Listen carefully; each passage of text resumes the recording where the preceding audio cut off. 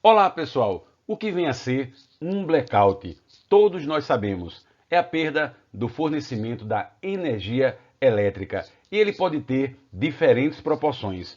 Podemos ter um blackout na cidade, no estado, numa região ou em todo o nosso país.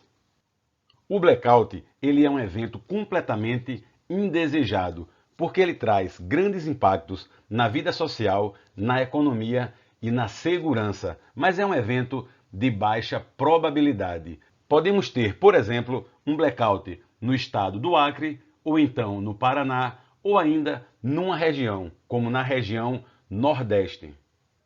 Até agora falamos bastante sobre o blackout, mas como podemos iniciar um restabelecimento, uma recomposição pós-blackout se não há energia elétrica? Como podemos dar partida nos geradores das hidrelétricas e termoelétricas, abrir comportas, acionar turbinas, acionar disjuntores e todos os serviços auxiliares de refrigeração e controle se não há energia elétrica? É nessa hora que utilizamos as usinas que possuem Black Start, ou seja, auto-restabelecimento. Em geral, elas possuem um grupo gerador de emergência. Dessa forma, após um blackout, a primeira ação dos operadores é dar partida no grupo gerador de emergência das usinas que possuem Black Start e assim todos os serviços auxiliares serão supridos e a usina poderá sincronizar geradores para iniciar o processo de recomposição. Observe agora um diagrama de serviços auxiliares que supre cargas de corrente alternada e corrente contínua de uma usina. Normalmente, esse serviço auxiliar ele é suprido pela própria usina ou então por uma rede de distribuição de energia. Mas estamos em blackout, não há suprimento de energia. É por isso que temos que ligar o GGE, o grupo gerador de emergência, e dar início ao Black Start.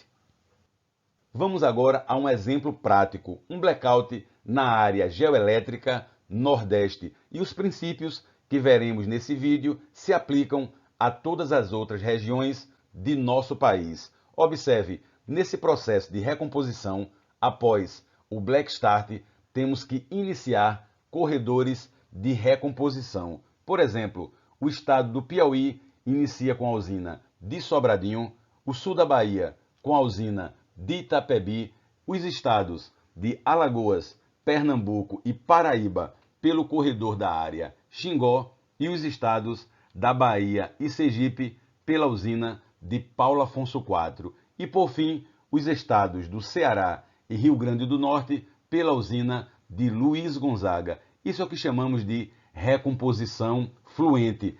E observe que cada corredor de recomposição possui uma usina para controle de frequência, suprindo a carga de um ou mais estados.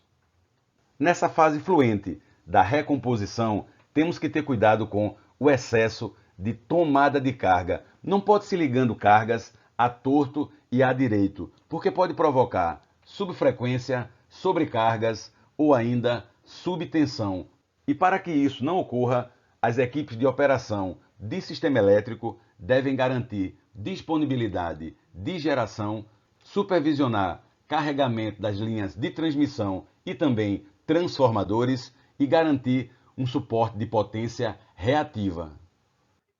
Vamos agora considerar que houve a conclusão da tomada de carga dos corredores de recomposição, mas os corredores estão isolados eletricamente. Precisamos fazer o paralelo entre os corredores. Por exemplo, Itapebi e Paulo Afonso IV, Paulo Afonso IV e Xingó, Paulo Afonso IV e Luiz Gonzaga e Sobradinho. Dessa forma, teremos todos os corredores interligados, formando a área geoelétrica Nordeste. Observe então que temos agora os estados interligados e podemos iniciar aquilo que chamamos de recomposição coordenada. No entanto, a área geoelétrica Nordeste permanece isolada do restante do país. Uma pergunta bem interessante é: como podemos fazer o paralelo dos corredores? Nesse caso, temos que nos certificar da diferença de tensão, diferença angular e diferença de frequência, da mesma forma que fazemos paralelo entre geradores. Quando garantimos a menor diferença de tensão, obtemos menos oscilações de tensão. Quando garantimos a menor diferença angular, garantimos assim menos oscilação de potência. E uma menor diferença de frequência irá evitar perda de sincronismo. Nas condições ideais, cada uma das diferenças deve ser igual a zero, mas na prática temos limites toleráveis. Por exemplo, diferença de tensão de até 50 kV, e isso nas linhas de transmissão em 500 kV. Diferença angular de no máximo 30 graus e diferença máxima de frequência de 0,2 Hz. São parâmetros típicos, mas eles podem diferenciar de uma interligação para outra.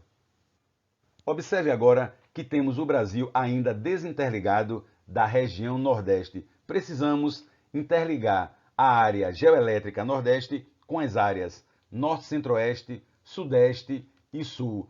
E a área Nordeste, ela possui dezenas de interligações em 500 kV, também 230 kV, com as áreas Norte, Centro-Oeste e a área Sudeste. Quando concluirmos essas interligações, da mesma forma que fizemos com os corredores de recomposição, teremos então a região Nordeste interligada ao sistema elétrico.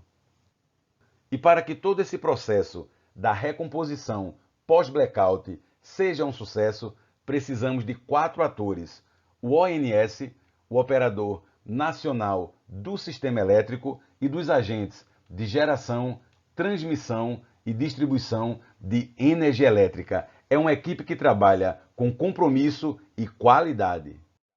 E a pergunta mais importante é: o que pode provocar um blackout? Veremos isso com algum detalhe teórico e também técnico. Um blackout ele pode ser provocado, por exemplo, pela perda de um grande bloco de geração, uma grande usina, e aí teremos um desequilíbrio no balanço carga-geração. Teremos carga maior que a geração e haverá uma grande subfrequência, podendo então ocorrer a atuação do ERAC, o Esquema Regional de Alívio de Carga.